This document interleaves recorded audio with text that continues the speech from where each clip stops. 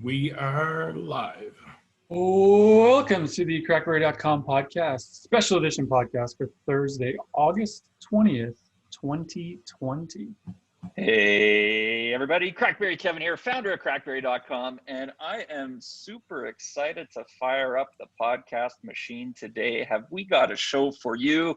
It has been a while because in the world of BlackBerry, there has not been a lot going on, but yesterday a press release bomb got dropped, and it was a big one, packing the news that a BlackBerry 5G smartphone will be hitting the market early in 2021 by a new startup called OnwardMobility. So of course, with that news out there, the CrackBerry community kicked into full steam yesterday on, well, everywhere we exist. And demand was high to create a podcast. So we have resurrected the team. We've got Adam Zeiss with us today. What up? We've got Blaze, or AKA Chris Parsons, or I guess it's the other way around. His name's Chris Parsons, but I only know how to call him Blaze. I totally forgot to change that to Blaze on there, so I guess everyone knows now. Like, it's just you have can't go back. we have James Nevis with us. Hey guys, keep Berry on. Flow James, BB Mobile James, Future James. You go by a lot of handles these days. Tons. And our special guest, because you knew we would only do a podcast if we could make it really worth your time today. We have the crazy man. I don't know, the brilliant man. We don't know yet. We got Peter Franklin, the founder CEO of OnwardMobility, who is leading this initiative to launch a BlackBerry 5G smartphone, US company. Peter, welcome to the show. It's great to have you on today. Thank you so much, guys, for your time. It's such an honor and a pleasure to be here.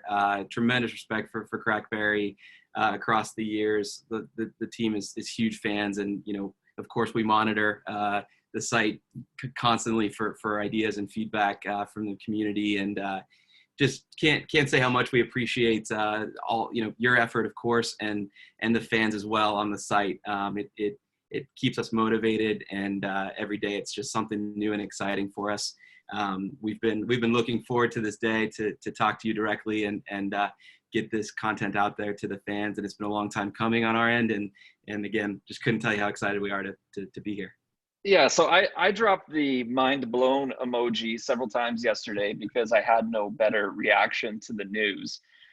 So we want to dive into it right away. I mean, love to hear your background a little bit, and maybe you can give that to us in conjunction with an answer to the question of like, what prompted you to do this, to pick up the challenge, especially seeing, we had a pretty good little resurgence with TCL picking up the license from BlackBerry Limited with the Key 1, Key 2, Key 2 LE, BlackBerry Motion. We had a few phones there.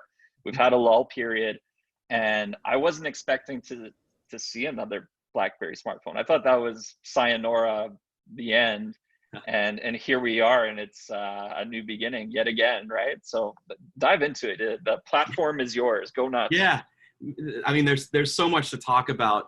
We've been at this for over a year with the idea to go out there and create the most secure phone, and that's obviously been a long time coming. When we approached BlackBerry late last year, we went to them and said, hey, this is our vision. We want to make the most secure phone. We have a tremendous respect for the brand, household name, beloved brand, and, a brand that's associated with exactly what we're going for. It's associated with security. It's associated with high-end enterprise experience. And it's associated with privacy and all the things you want in a device that you're carrying in your pocket. So to us, it was a dream come true, and it was a completion of the storytelling of this mission, right? Of delivering the most secure smartphone. So that's what brought us here today, and what we're excited to bring to market the first half of next year. Cool. It definitely feels like security is a great KSP, key selling point to lean into. I mean, that's where BlackBerry started years and years ago, but now it feels like the average consumer appreciates security, privacy a lot more than maybe we did back in the beginning.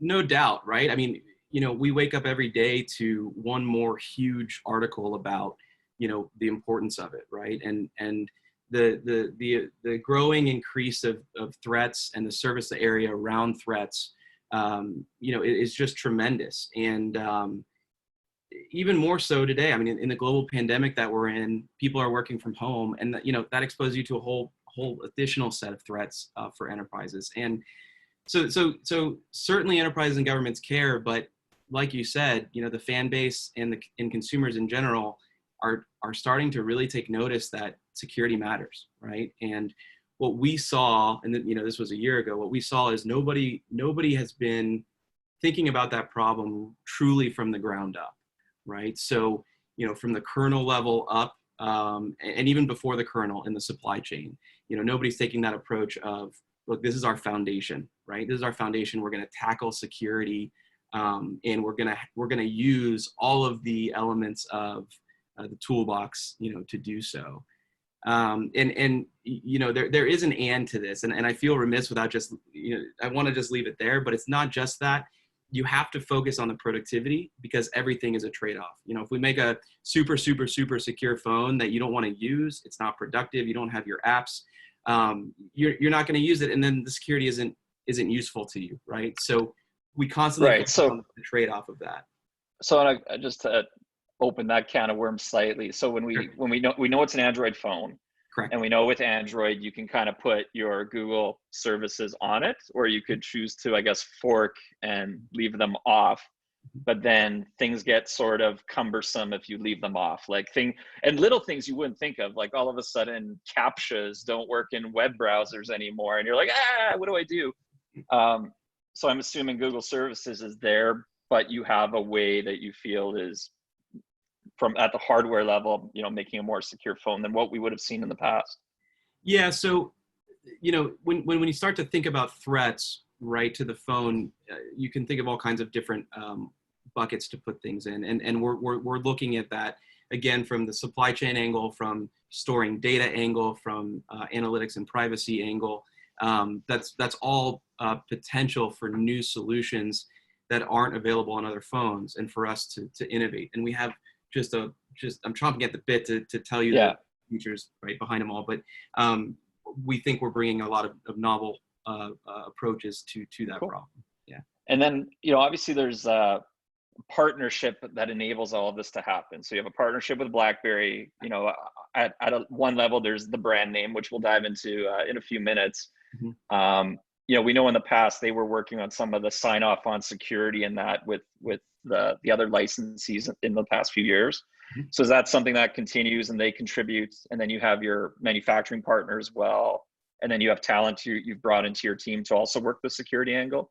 You got it. That's okay. Exactly right. Probably couldn't have said it better myself. And, just to piggyback on that, BlackBerry Limited has just been a phenomenal partner from the highest level down throughout the organization. They're passionate about this problem, and that shows in every element of the partnership, from potential strategies with BlackBerry Limited's software products, like you mentioned, to just the expertise they bring about the space to the table, right? And guidance and advice. It's just an incredible advantage to have them on board. Couldn't speak highly enough about who we're working with there and the company in general. Cool. So coming to the brand, it's interesting because, when it comes to, let's say, keyboard phones, and we'll dive into keyboard in a few minutes too, but now I want to talk brand for a couple. Mm-hmm. BlackBerry brand obviously brings with it the benefits of huge name recognition. Everybody knows what a BlackBerry is. They have a mental picture of one, whether it's the newest ones or old ones, you say BlackBerry and there's this visual that pops up. As you said earlier, known for security, trusted in big business, government with security. That reputation is there. Yep. Also brings with it baggage, though, which we've covered on these shows for many years. And I think, if you've followed the CrackBerry community as you have, that's probably ground zero for where the baggage tends to emerge from. Very vocal minorities sometimes, probably compared to the broader world, but it's always there. So I think, when you adopt the name, you adopt some of the, Peter, it just became your fault that the BlackBerry playbook died and never got BlackBerry 10. Let's just put it that way, right? You will get that email or tweet at some point. So I'd love to hear your thoughts on just, why you went that route of going for the brand versus maybe trying, hey, it's 2020, you know, direct to consumer startups are trendy. We come up with a cool name and we just say, hey, we're doing this thing as you know, a project, you know, and I don't know, open it up to funding from the crowdsourced community, that kind of thing, even to do that playbook, for reuse of the word playbook. Sure. You know, I mean, wonderful, you know, question. And like I said, we started this a year ago, so that was a conscious, you know, decision. And the important thing that I always remind myself of is people are going to judge the product for its merits, right? People out there are smart. The fan base is smart. They are going to evaluate what we put out there on its own, right? And that's just above and beyond, by far the most important thing that matters, right? Is making that product exceptional in every tenet that we can. And, you know, again, we have the partners to do so, and the team and the talent on the team. So certainly everyone has an opinion. They bring with them things they've loved from previous devices. It's a high emotion and a high passion thing for many people, and we love that. You know, I think BlackBerry opens that door for us, and it helps us tell our story of the things that we think are important. But at the end of the day, you know, people are, you know, my request is judge it for what it has, what it is, right. You know, and think through that. Certainly bring your experience to the table, just like we're bringing our experience with all the previous devices to the table. But, you know, our goal really is use current innovation, use the current state of the world to drive the design of the device. And that's exactly what we're going to ship. Cool. And one of the things it will have is a physical keyboard. So let's talk into that. Let's talk to that decision a little bit. And, you know, again, I'm assuming device number one is what you launch and focus on. If it's successful at some point, there's device number 2 and 3. So I guess the way I'm thinking about it after reading the press release is you're starting with a keyboard phone. Doesn't mean you're probably shutting down the opportunity of other full touch, etc. Once you get the sales proof of concept there, money's there, you know, it is a business after all. So give us some insight into your thoughts there. Again, you know, great. So let me just step back and talk about sort of our vision. And I think that will help guide the question. So, you know, our vision more generally was and is to make secure 5G devices. And like I mentioned, we see the smartphone as the pivotal element of that, and certainly the entry in, right? Your smartphone can be, you know, the connecting device. It can be your authenticating device. It can do all of these really nice things for you in that device's story. And so that's where we started. But our vision is to secure that entire ecosystem around you. So much so even that the device, you know, we want it to be a healing metric on your network, right? It's not even a net add to your threat landscape. It's helping you be secure in that environment. And we just thought the phone was clearly the most unlocking device in that storyline, and why we're focusing on it first. Okay, interesting. So that just so I make sure I understand that right. So from a consumer angle, I know you're talking lots about government, enterprise type businesses, but consumer angle would be, I'm at home, I'm on my local network, I have other smart devices connected through router, et cetera, and the phone is actually a bit of a gateway into the security health of everything around me there.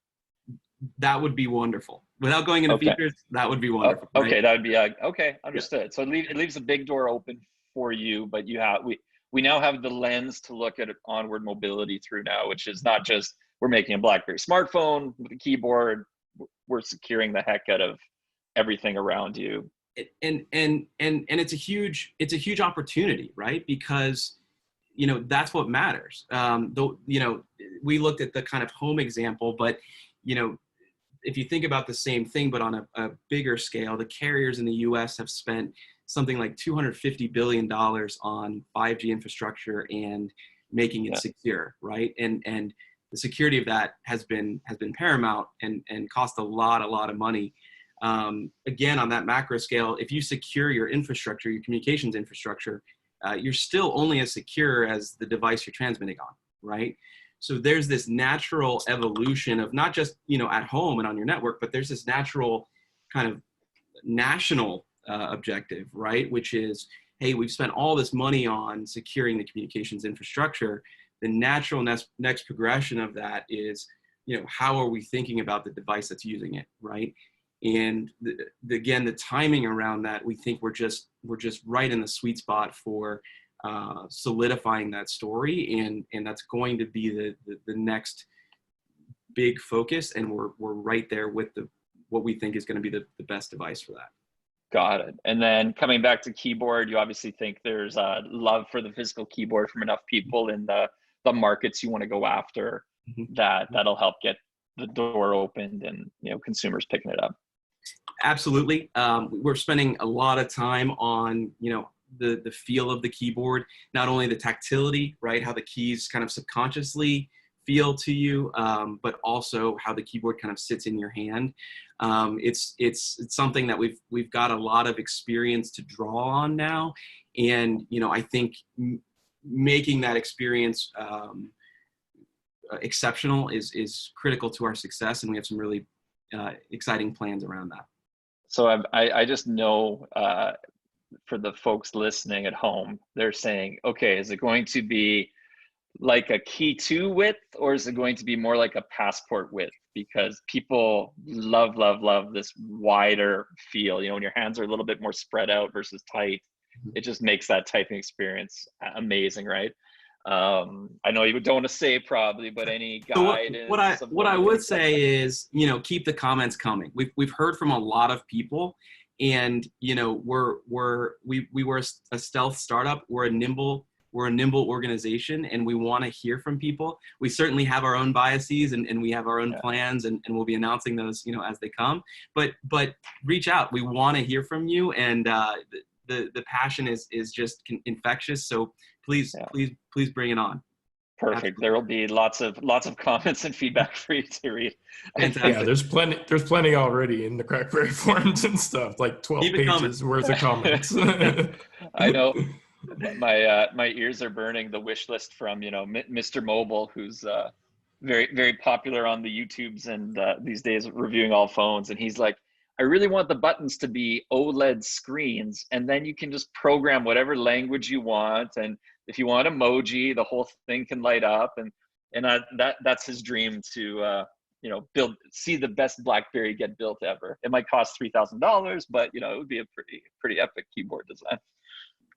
Since you mentioned price, right? I think one other thing that I know is important to fans, and honestly, it's important to me, is yes, we're making this device with security and productivity from the ground up, and yes, we believe enterprises are going to love it, governments are going to love it. But the fact of the matter is, and history has proven this, right? This is just fact. The fact of the matter is, you can't be successful with a device if the end consumers don't want to use it. And we put a lot of thought into that. So, not only does that mean competitive, price point, it means top end camera. It means all of those specs that you would expect from a phone that you just carry that one phone. This is not a phone you're going to go and grab your other phone to take a picture. It's not that phone. This is a phone that consumers will love, and that is just a critical part of this mission to us at Onward Mobility, and we're going to deliver on that. I think that's a brilliant way to look at it. I mean, build the best BlackBerry. It's almost like price it what you have to price it to build the best BlackBerry. Obviously, don't go gold plated and stuff like that. But I think that is what we've seen time and time again from the people we talk to at and the forums when we do community meetups and that kind of thing. Mm-hmm. That's the wish list. And if the camera's not good enough, you can screw up what could be an otherwise brilliant device, and then nobody wants it. We live with our cameras these days, so exactly. Super critical. including the front-facing one for things like video conferencing in a COVID, Zoom world, which we're doing a Zoom right now. Yep. I'm not going to admit that I take a lot of selfies, but there's an occasional selfie in there. It's important. It's fair. It's a brave new world we all live in, so we just got to embrace it. And Kevin tried to pass it off as Zoom calls too, but he was really talking about selfies. I knew what you meant. We've all got camera rolls full of selfies. It doesn't matter. Anything else on the device front you can divulge from a priority perspective? Like obviously 5G will be there. Security's focus. You're saying camera. I think battery life is one of those things that BlackBerry users have always very much rated highly. If battery dies, it's a paperweight. It's not a productive, secure thing anymore. Yep. Yeah. I spend most of my time on the phone, obviously, and if the device dies during the day, you're like out of luck. I mean, battery is definitely probably the next kind of spec I would mention after camera of, hey, we're putting a lot of time into thinking about that and making sure that it's meets our users' needs. Yeah, absolutely. Yeah. I think that's great. I think what you said too about making it the only phone you need to carry, that's an awesome goal. And it's an ambitious one to get right, especially when you do a physical keyboard on a phone where now we're on our screen so much and we just kind of value bigger screen size because we're constantly, using it almost in replacement of a computer or tablet now. Mm-hmm. The trade-off for a keyboard can't completely compromise the screen size, or more, less people are likely to make that compromise. Mm-hmm. But I have a feeling you're nodding your head like you got the trick up your sleeve on making it something you really want to use as your only device. Yes, would be my response. Cool. That's cool. That's exciting. That's like CrackBerry goosebumps, right? That's solid. Excellent. To the rest of the team here, any questions you would like to throw at Peter and see if he answers or not? Peter, I have one on just, let's say the triad that's happening here, right? So obviously Onward, you have hardware partners, right? And I think we haven't really touched on a bunch as of yet. And of course, BlackBerry. So, if we look at hardware, software, and then kind of vision and product, where do you see in the short term you guys having the most influence? So are you really looking at influence on the hardware and product, or software, or a little bit of both? Because I think there's a lot of stuff like, let's say, off the shelf within the BlackBerry software experience that consumers have grown to really like and expect, things like Locker, etc. So in which area do you feel like you need to push the envelope the most to really make this thing attractive to an end user? Yeah, wonderful question. So, one thing we haven't talked much about on this call, but it's just clearly paramount to our execution is FIH Mobile, like you referred to. FIH Mobile, subsidiary of Foxconn, is world class. They made the BlackBerry Classic. They have a tremendous amount of experience, and they've just been a wonderful partner to have on board. Every day it's exciting to work with them and how they work and see how they work.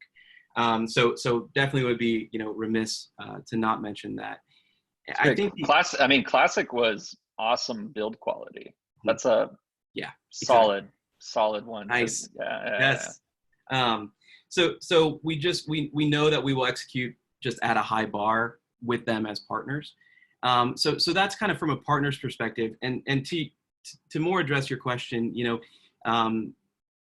what I think is really important is the mixture of the team and the blend of the team. So if you look at kind of our executive team, all handpicked by me, all world class with decades of experience in their fields, you'll notice that it's kind of a hodgepodge, and it's half industry experts, it's half decades of mobile experience. They know back of their hand how to do this, but you'll also notice it's half, maybe a little bit less than half, but of people that don't come from this space, right? Like my background is very clearly software. I came up as a programmer. I love creating software experiences. That's really my bread and butter. I was drawn to this opportunity because hardware unlocks more software stories, right? And it really enables you to go from the kernel level up and offer these things that haven't been seen before. That was really one of the things that drew me to this. But that kind of thinking is just the framework of our team. And if you can assemble a team with, trust and experience to allow people from different domains to have their ideas, and with the people, the industry experts, to grow them and to fertilize them. You can come up with just unique experiences and ideas and designs that are novel, but also in a place to be able to grow.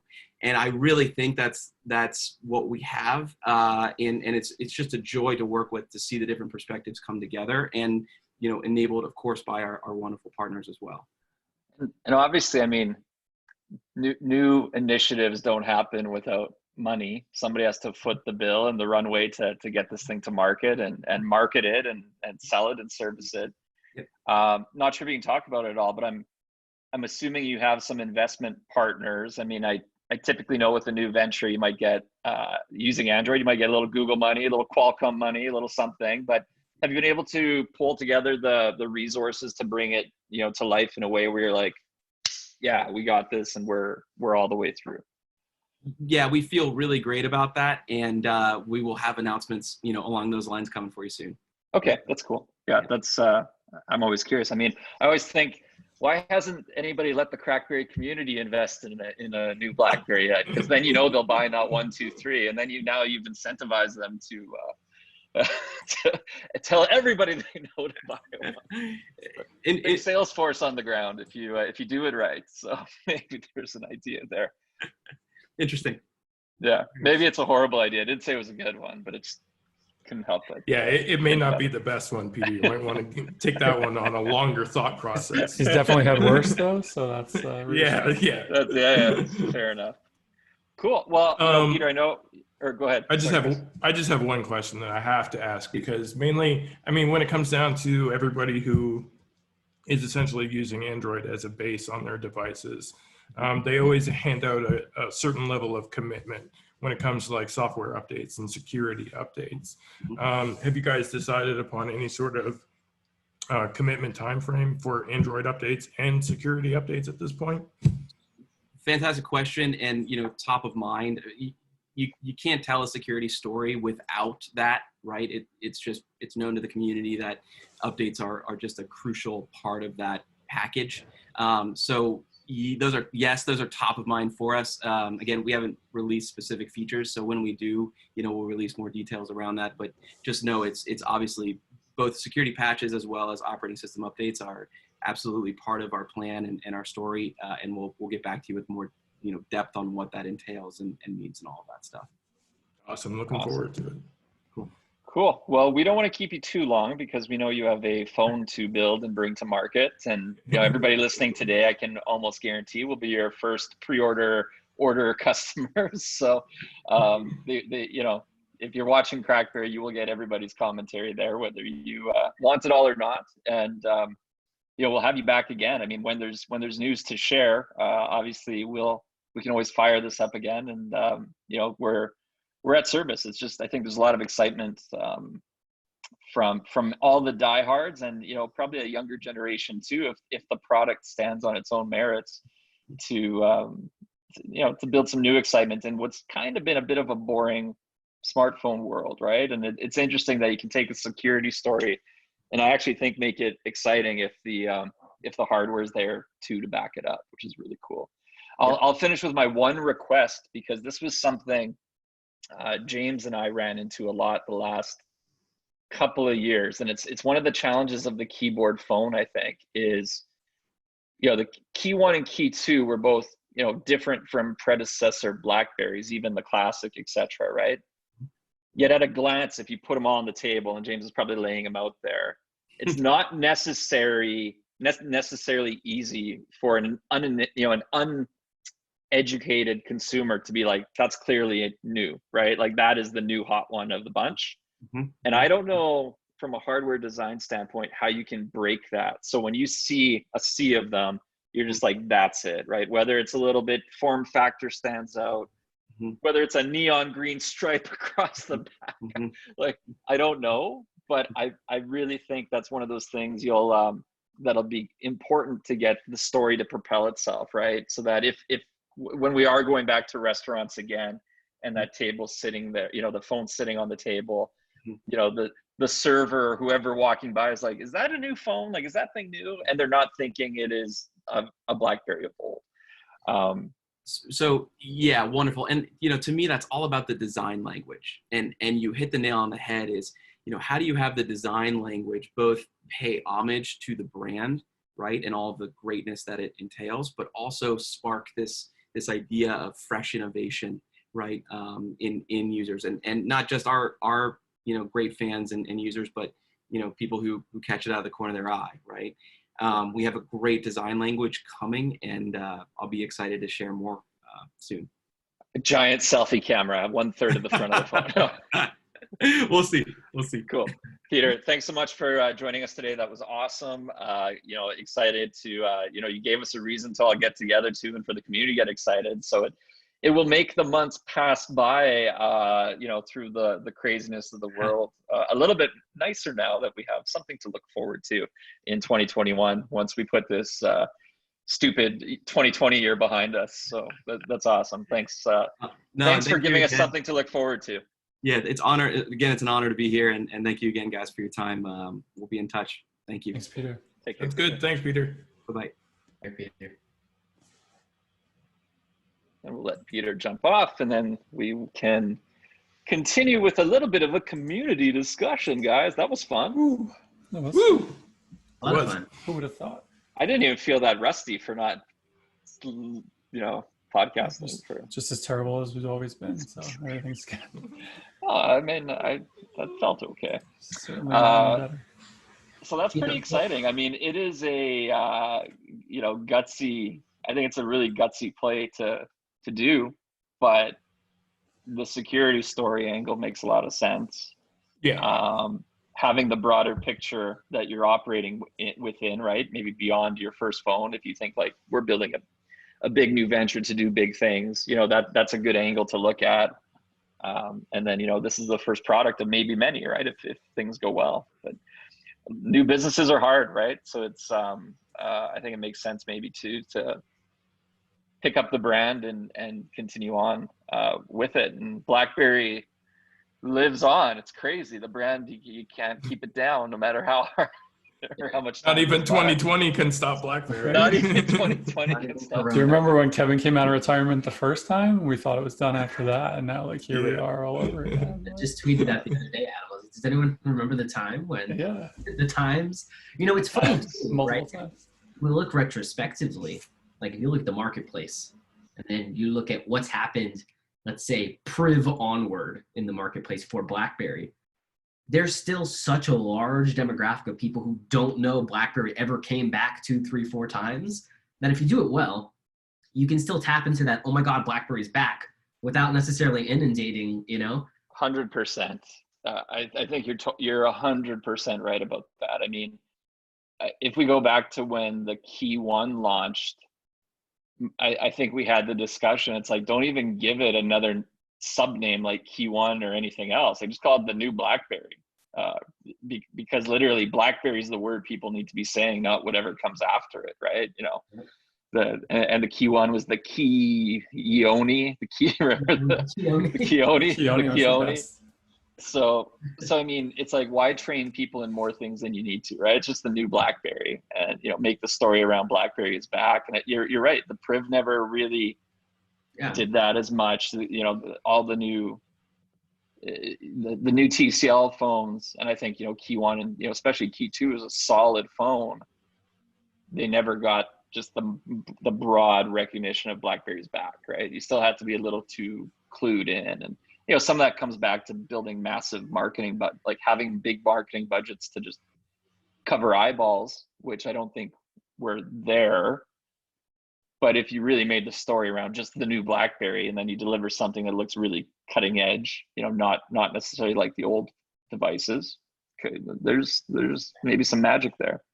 I think they need to take here like a OnePlus approach, not a let's go to the carriers type of approach, right? Like make it go direct to consumer. The people who want it are going to go buy it. And then as you scale, you can start having those conversations as the operators get more interested. But take your time. If you're focusing on like 2 main markets, even more reason to just take it slow, really understand your supply chain, your costs, what your acquisition costs really are going to entail. and just again, take it slow and build it over time. Like you can't do a blitz. I think, going hard and fast quickly is probably a setup for failure. Yeah, I think But that was that's- one of the. Go ahead, Chris. That's part of the problem, though, is that, I mean, when it comes down to it, let's say they take the OnePlus approach and they don't go to carriers, but even though OnePlus is starting to move to carriers now, but even if they do that, I mean, to a certain degree, that becomes cost prohibitive to users, because a lot of the people who are interested in wanting a BlackBerry are not going to pay that cash amount to purchase a BlackBerry. They're waiting for it to arrive on the carrier to be able to go ahead and finance it and get it at the discounted price. But I mean, if you hit the right price point, which, I mean, we can go back and forth about price points, like all throughout history, you could basically say that no BlackBerry has ever hit the right price point. But if they somehow manage to hit the right price point, then it becomes feasible to go ahead and take that OnePlus approach, not push it through carriers, and have it go direct to consumers to buy it, right? But I think if you read the press release too, it says enterprises, government, and consumers. Yeah. I think where consumers are maybe the one you're not banking the business plan on. Right? Yeah, totally. You're actually banking, especially with the security story leading it. You're banking on probably more of those enterprise sales channels, government relationships. You get big contracts to whatever outfit a, Bank. whatever, the Secret Service, the Pentagon, the Democratic Party, the Republican, politicians everywhere.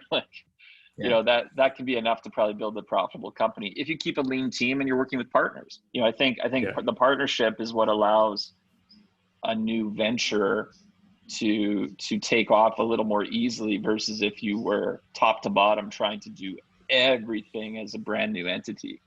They need to design like crazy. They need to do the software, which clearly Peter is a software guy, as he said, right? So they have that leadership on the team. Marketing, building out their marketing will be as important as building a kick butt, really nice device. But if they focus on those pieces, they have a great hardware partner who can do that piece and not screw it up, right? Whereas if you're doing it all on your own the first time, oh my God, like, you don't have that partnership, you're just going to spend money and go through iterations of not good hardware builds before you get to something that lasts. So, or the screen might fall out, I mean, things happen. So. Hey, too soon. Never happened. Mine never happened. Never happened. Never happened to Never mine. happened. You did drop them off the Tesla. That was pretty epic. Just that one time. The key, hey, that was true, that the Tesla drop test was a real deal, and they didn't fall off. They lasted. I don't think I ever had a key one screen fall out, but I also went through a lot of like key one changes. I was always on newer builds. I never had any issues with any of the hardware really. Like people were talking about like space bars, some screen. Yeah. There's always going to be a very small margin of weirdness, but in general, right? I think a lot of the partners have done a really good job, at least leveling up the design continually, right? I don't think we've ever taken a step back, like since we went. Totally. I think it's always a good question. Like what, we can kind of go around. What would be your ideal design, for this one? I know Kevin was saying before somewhere between like the Passport and the Key 1 or the Key 2, like what would you be going for? In my head, I'm thinking, like, are they going to go hardcore, foldable root, flip out keyboard, like, like. It's a really good question. I mean, we've had a lot of Dreamberry design wishes before, right? And I do think, unless you put a built-in style ring or what's the thing called that you like, pop socket on the back that allows you to widen your grip out, holding it at the bottom tight, like even with Key 1, Key 2, I was never comfortable with that. I always put that freaking thing on the back of the phone so I could relax my grip, widen up. And then the size of the Key 2 keyboard was great, because again, if you make something too wide, now you're just moving your thumbs further for no benefit. It's just more motion to the same thing. So I always say, like, the tightest keyboard possible that's still really comfortable to hold is where you win. And the hack to that is something like the Key 2 with a phone ring on the back, where you can get both.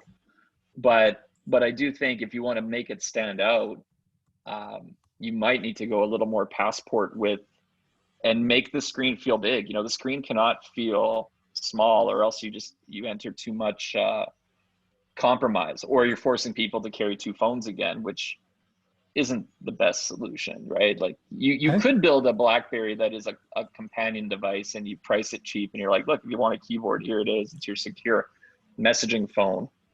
But then I don't know if that's ever a recipe for long-term success versus building the best BlackBerry possible, which means, you know, it needs everything to be really good and screen size that doesn't feel compromised.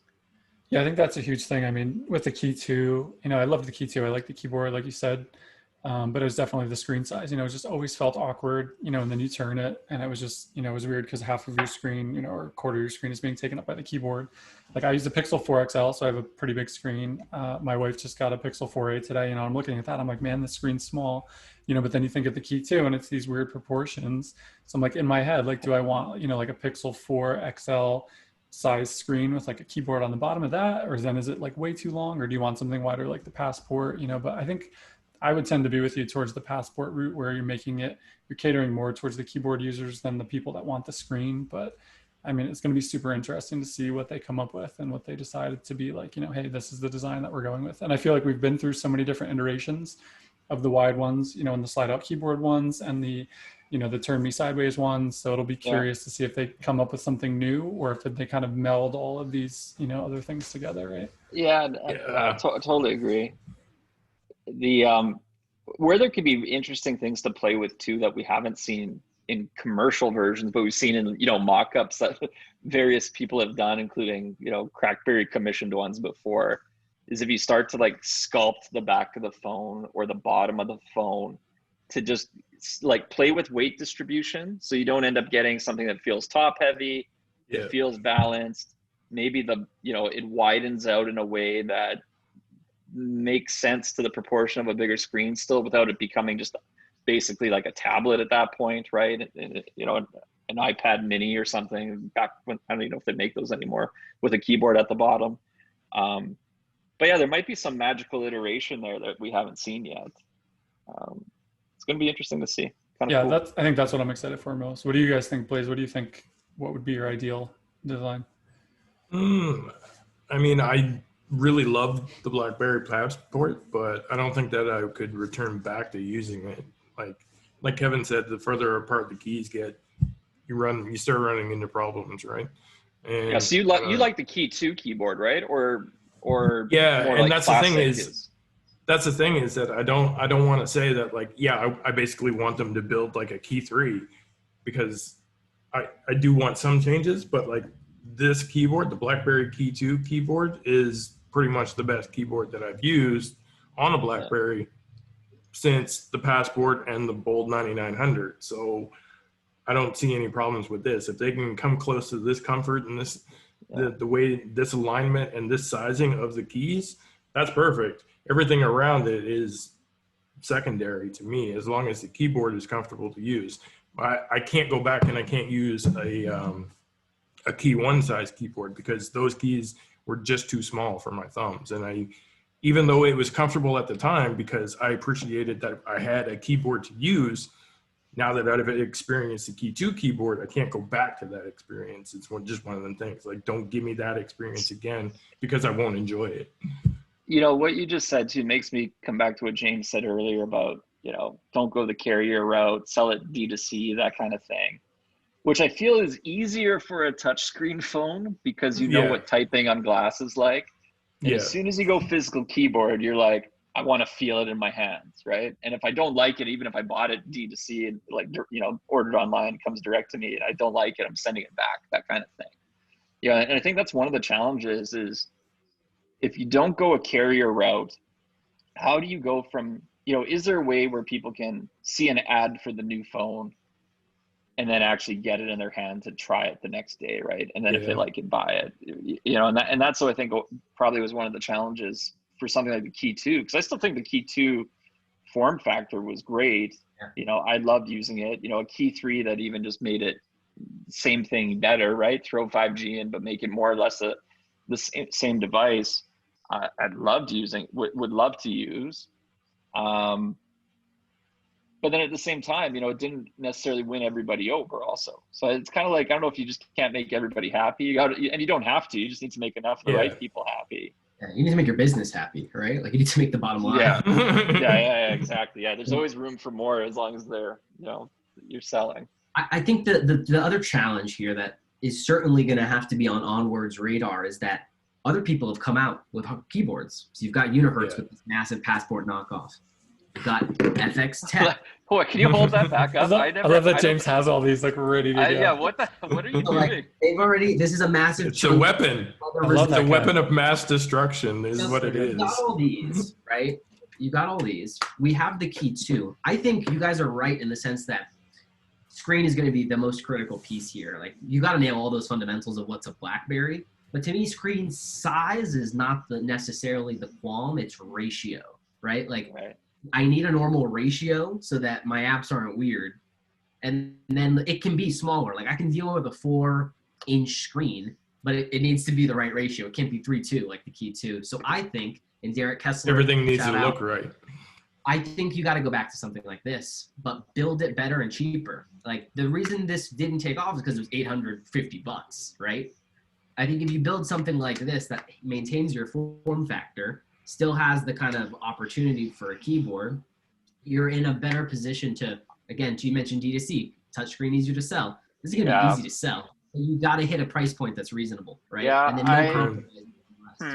I don't argue with you there. I think a kick-ass Priv 2 form factor, maybe slightly wider, somewhere. Better keyboard. Yeah. The keyboard was too shallow, right? So if you do like a Key 2 keyboard on the Priv, that's I think what I had in my head originally, because I feel like you need that, that full-fledged screen. We really should have called up Mr. Mobile for this one because he would have talked for hours on this. But maybe next time. Did you see his tweets? I don't go on Twitter. I've been on Twitter in a couple years. He posted a freaking Giphy of a dude beating a dead horse. Oh geez. at the retweet of the CrackBerry story. I rescind that offer. Then I do not want him on a future Right? podcast. I hope he listens to I congratulated him the other day for passing 1 million subscribers on YouTube. I thought that was a pretty big deal. But now he's going to be back down to 999,000 subscribers. We just invited. Gonna unsubscribe, Adam. Yeah, I'm going to unsubscribe as soon as we get off this. Subscribe later, but yeah, I mean, of course, but no, I didn't see that. But I mean, I get it. It's hard, obviously for us, like fanboys through and through. Part of me is like super skeptical, like more so than I have been in the past, especially now, because it's like, oh, we're a new company and we're bringing back BlackBerry and we're doing all this stuff, so you got to wonder like. Well, I think being a new company doesn't hurt, right? I think that. Oh, for sure. I think that's a benefit here because everybody's coming in super passionate for the project, or they would not take a job, an admission on like doing that. It is. Starting new things, pulling the funds together, pulling the legal work together, like startups be hard. So for Peter to push that through to even this point, which there's no phone yet, but just to get a press release out the door with the right partners to sign off on it, it's like. Well, that's the thing. It's kudos to him and his I guess core team that's been involved to build something out.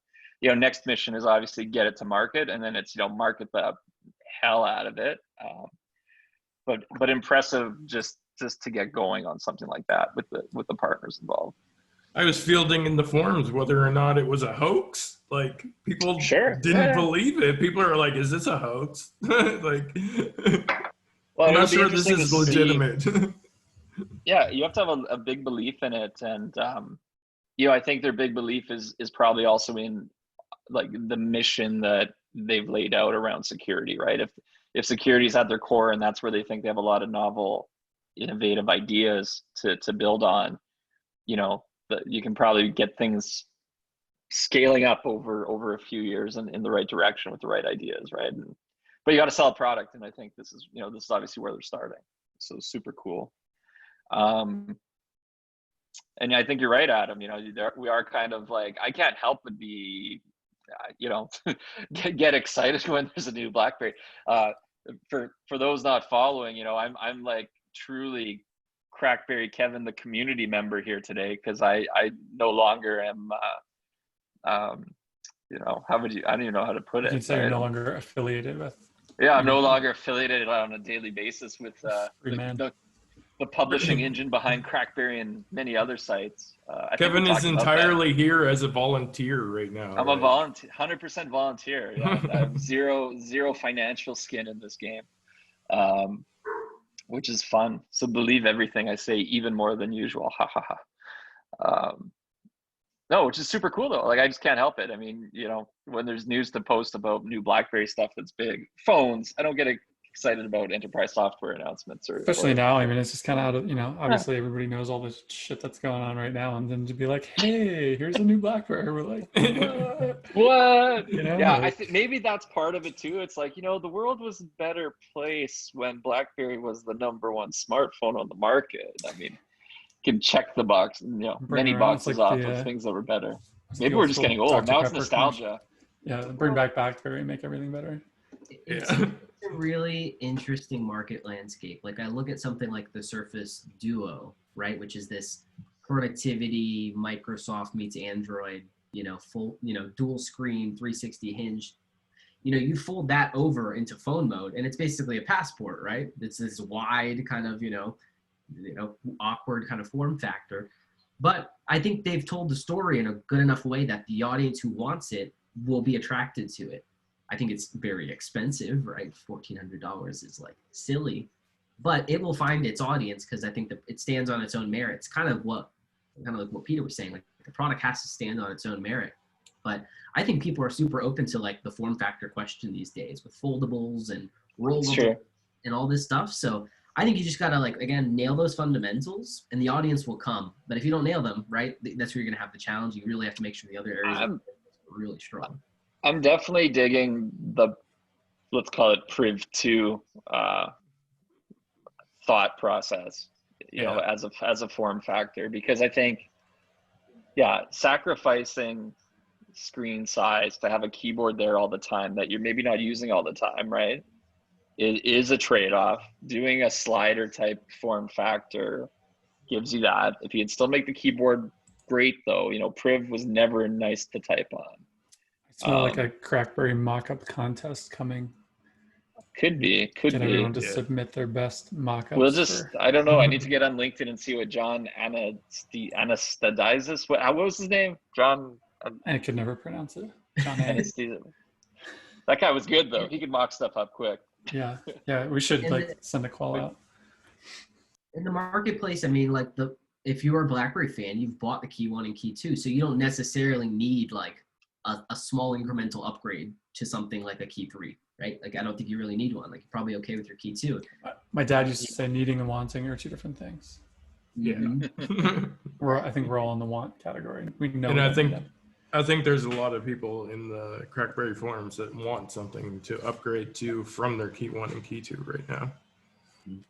Yeah, I mean, if the phone is there, I think there's an audience of, you know, BlackBerry users, past, present, who will always buy, right? And I think what was interesting for me is, we obviously in 2017, we did a lot of CrackBerry meetups on the back of the Key 1 launch.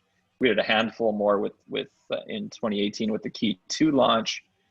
And, you know, when I would meet people, some of which I'm sure are listening to this now in person, you know, a lot of people had a second smartphone already, right? Like they were excited to get their hands on the Key 2, but they might have been rocking a Nexus or Galaxy, whatever, or an iPhone already, right? Like enough years have gone by that all your BlackBerry keyboard people, I think for the most part, also type on glass now. Like we've all had to learn to use touchscreen phones and are probably more or less okay with them, even though we're like, man, I love a good physical keyboard and that rhythm you get into.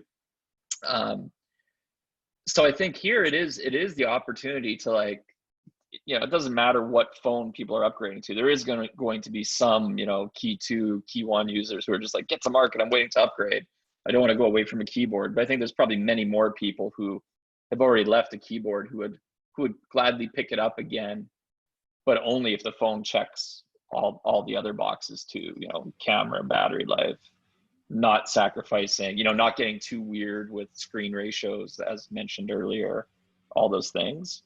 And then, you know, 5G, I guess, makes a compelling upgrade reason for everybody out there, right? Like there's going to be a lot of people with not, I mean, the vast majority of the world is on non-5G phones right now. So if the end, you know, if 2021 becomes the year everybody's upgrading to maybe some sort of 5G device, some of that's happening now, obviously too.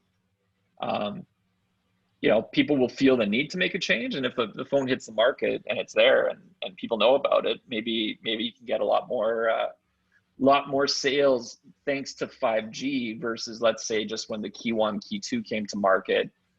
Now you have like an additional network, you know, an additional behind the scenes reason to want to upgrade too, that can play in.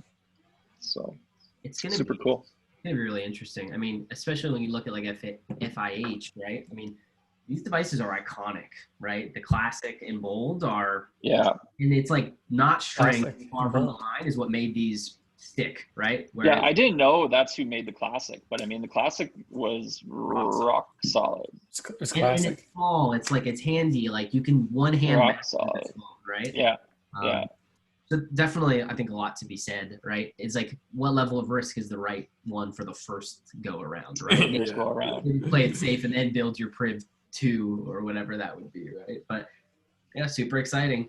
Blaze, gamefully still rocking out CrackBerry. I love it. Bring him back. Yeah, so for those listening, I think Blaze is the only one who probably has writing permission on CrackBerry anymore. I left Adam's in place, but I totally revoked yours. Yours is gone. I tried, you know, what's funny is I tried to log in yesterday and I couldn't even, my password didn't work. I don't know if I was connected to like an old Google account for authentication. I'm like, oh my God, CBK can't even log into CrackBerry to leave a comment in the forums. What do I do? Yeah. As soon as you left, I was like, let's get rid of that guy in every form. Yeah. Damn it. It's too funny. CB plays. But all right, guys. This was super fun. Should we do it again soon when we hear well, more news? We'll do it in another year. Kevin's not done yet. Hold on. No. I mean, let's see when news hits. We should do something and see if there's any teases in that. But I like it. I'm working on some, you know, other projects on the side. This is fun volunteering for me, and I just get excited about it. I always have. Can't kill CrackBerry enthusiasm. Can't beat a dead horse unless you're mobile. Look, I'm gonna be the one to step up and defend Mr. Mobile and say that was a joke. Like, that's entirely a joke, because you know, if a BlackBerry comes out and he has all of the boxes that he needs checked, he's gonna be using that device. Oh yeah, he's gonna be the first one to buy it or get it, and then be like, "This is my new daily driver forever. I love the battery, totally, and this keyboard is amazing." No, it's true. And congrats to him on 1 million subscribers. Crazy milestone. If we do, let's see how many people listen to this and the reactions. And if people say they want another CrackBerry podcast in less than a year, then what we will do is another one and bring on like Mr. Mobile and maybe Jerry Hildebrand or somebody else. And, you know, it's nice to see everybody's faces. Adam, you look so thin and fit. Thanks. I figured not eating is the secret to weight loss. That intermittent fasting really working. I did actually. That usually helps. Not eating is probably part of a huge I've never realized it before. For me, the COVID-19 was the 19 pounds of weight gain. And then once it was turning into more like 19 kilograms of weight gain, I'm like, hard pendulum swing the other direction. So now I'm back on a get in the best shape of my life mode again. But I'm only a few weeks in, so. Let's do another podcast once I'm skinny. I just want to point out that this all happened at pretty much like the most terrible time, because I'm like in the process of moving and packing and everything. And then I get press releases and Kevin wants to do a podcast and emails going crazy. The forums going crazy. And I'm like, I'm literally sitting in an apartment that's about 90% empty now with the desk. We're not used to there not being anything behind you. You used to have like a Pulp Fiction or something behind you, right? Yeah. I had to go get my podcast mic from the news Blaze? Yesterday. You should go ask for a raise. You should just be like, damn it, I need more money to keep these things going. And I have no say in it. That's not up to me. Might happen. Throw that out there. Everybody, go ask for raises. Go. I can't help you at all, but you get a raise. You tell them Kevin says I should get one, and they'll be like, don't tell them that. Why do we care? Why do we care what Kevin says? So free. Okay, everyone.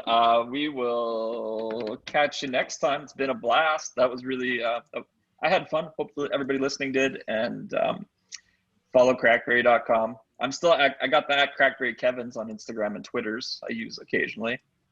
And James, nice to see you. Likewise. You can find me online at JMZNVS. Where can we find you, Chris? Blaze. At the same spot. Twitter, BLA1ZE. Adam, you don't do social, so you have no friends. Adam does LinkedIn. Adam likes LinkedIn. I do kind of like LinkedIn. He's a big You LinkedIn like fan. LinkedIn, though. Once you guys get It's to like- 40, you'll realize what LinkedIn is. Oh, shit. I'm 40 next year. And you'll You know what? You know how you know you're 40? The notification I just got on my phone is, it's time to take your blood pressure test. Oh boy. All right, Okay. I'm hitting Thanks, stop guys. on this recording. Cheers. Thanks for listening, everyone. Nothing. Bye. Give it out.